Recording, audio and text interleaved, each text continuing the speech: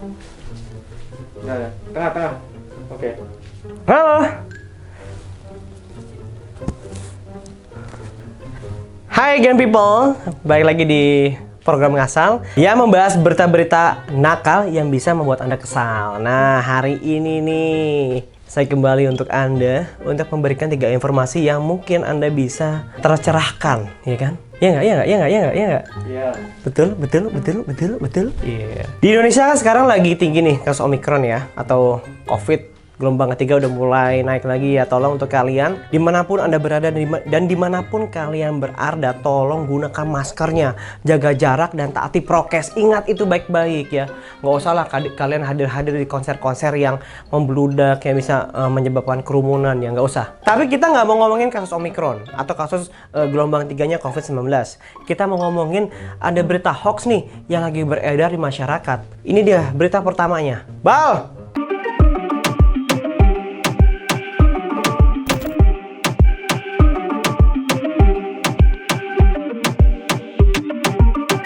Berita pertama bukan dari Indonesia, tapi dari Malaysia.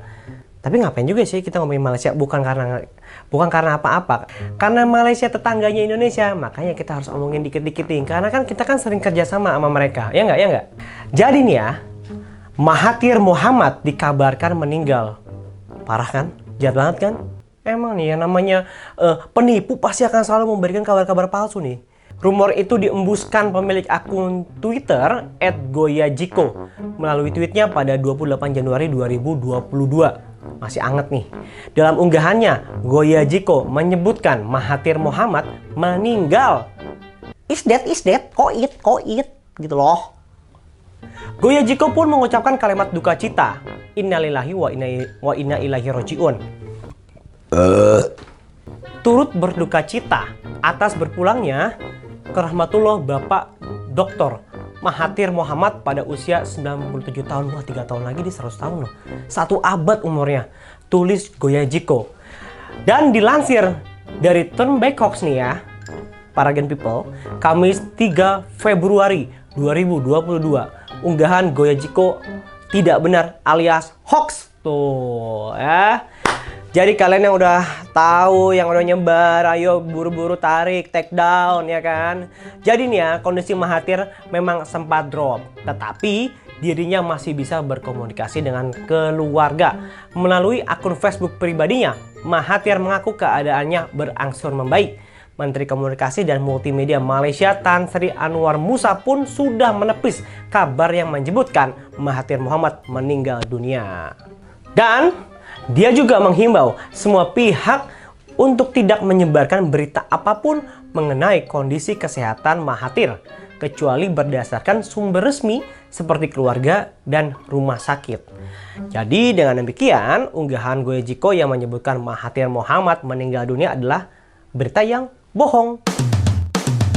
Berita kedua. Kalau tadi kan kita ngomongin tentang Mahathir Mohamad ya kan, yang kesehatannya mulai memburuk katanya dan dikabarkan meninggal. Nah, kita bakal ngomongin nih sekarang adalah heboh. MUI kuasai ratusan triliun rupiah. Hah? MUI dikabarkan menguasai uang ratusan triliun. Kita cek faktanya di sini, oke? Video yang menyebut Majelis Ulama Indonesia atau MUI menguasai duit ratusan triliun dari sertifikat halal beredar di YouTube. Judul dalam video itu ialah melalui sertifikat halal MUI kuasai ratusan triliunan rupiah. Narasi yang menyebut MUI mengantongi duit triliunan ternyata salah alias hoax, teman-teman. Tuh, langsung diklarifikasi tuh nggak sama kita di channel Gen Piko. Tuh, langsung kita klarifikasi nih. Jadi, Direktur Utama LPPOM MUI Muti Arintawati mengatakan berdasarkan data LPPOM, MUI maupun BPOM, angka terkait sertifikat halal masih jauh dari tuduhan. Masih sangat jauh dari tuduhan. Dia bilang seperti itu. Jadi dilansir dari laman halal MUI Kamis 3 Februari 2022, tuduhan bahwa MUI meraup keuntungan melalui uji kompetensi auditor tidaklah benar. Itu adalah fitnah yang keji ya, karena MUI difitnah nih sekarang nih ya kan. Dalam klarifikasi itu juga disebutkan pemerintah memberikan mandat sertifikasi profesi auditor halal dalam regulasi jaminan produk halal. Jadi sejak Mei 2019 sampai November 2021, auditor halal yang lulus uji kompetensi melalui lembaga sertifikasi profesi atau LSP MUI sebanyak 287 auditor. Sebanyak 190 merupakan auditor LPPOM MUI, sedangkan 97 merupakan non LPPOM MUI. Terus, proses uji kompetensi auditor berada di bawah izin Badan Nasional Sertifikasi Profesi atau BNSP dengan pengawasan yang ketat.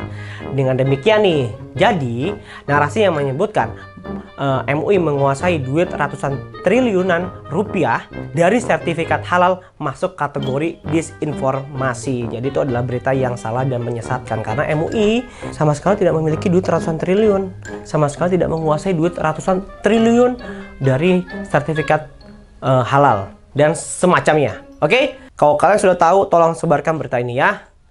Dan di berita ketiga, berita ketiga, Oke, di berita ketiga nih ya. Kalau tadi kita MUI, Malaysia, MUI, sekarang kita Nikita Mirzani difitnah nih. Kok tadi kan MUI yang difitnah, sekarang Nikita Mirzani difitnah, disebut ngibul. Jadi, fitnah kepada Nikita Mirzani datang dari pemilik akun Facebook Joanna. Jadi, Joanna mengupload unggahan berupa tanggapan layar dari artikel milik Suara. Jadi, judulnya ialah Nikita Mirzani tantang tes DNA buat buktikan cucu Nabi. Hasilnya 100% ngibul dan bohong, cucu Dajjal saya percaya. Jadi, dilansir dari Turnback Hoax Kamis 3 Februari 2022, tangkapan layar sudah dimanipulasi dan ditambahkan kalimat di judul. Tuh kan Nikita Mirzani tonton, ya astagfirullahaladzim, ya Allah tuh nih kejem banget nih. Jadi artikel asli yang diunggah di Suara pada 15 November 2020 berjudul Nikita Mirzani tantang tes DNA buat buktikan cucu Nabi. Dalam berita itu dijelaskan Nikita menantang mantan Imam Besar FPI Rizik Syihab melakukan tes DNA. Tujuan tes DNA itu ialah untuk mengetahui apakah Rizik Syihab adalah cucu Nabi Muhammad SAW atau tidak. Nikita pun membuka donasi bagi masyarakat yang bersedia membantu biaya untuk tes DNA itu. Jadi, dengan demikian, unggahan Joanna soal Nikita menantang Rizik Syihab masuk kategori satir atau parodi. Jadi itu tidak benar, ya. Jadi tidak pernah Nikita Mirzani ngomong yang cucu Dajjal gitu, dia nggak pernah. Memang mereka berseteru tapi tidak pernah mengeluarkan kata-kata dan statement-statement yang seperti itu ya. Ya, ingat, kalian harus bijak dalam bermedsos. Jangan kayak gini nih, kasihan nih Nikita Mirzani nih. Ya. Kan dia kan difitnah, ya kan? Kasihan kan Nikita difitnah. Memang ya orang punya pro dan kontra, tapi ya tentu tidak seperti itu dong cara melawan baliknya, ya kan? Iya betul. Oke, udah 3 berita hari ini kita udah sampaikan dan kita udah berikan kepada kalian para Gen People, dan semoga itu bisa menjadikan wawasan untuk kalian dan memberikan tambahan referensi bahwa berita-berita yang mungkin ini sudah tersebar kalian bisa tangkal dan kalian bisa take down jika memang kalian sudah menguploadnya di dalam sebuah media sosial. Dan jangan lupa untuk download aplikasi Genpiko, ya kan, di App Store dan di Play Store, dan jangan lupa untuk subscribe channel Genpiko dan ingat untuk like dan komen, ya kan, jangan lupa komen di bawah nih ya.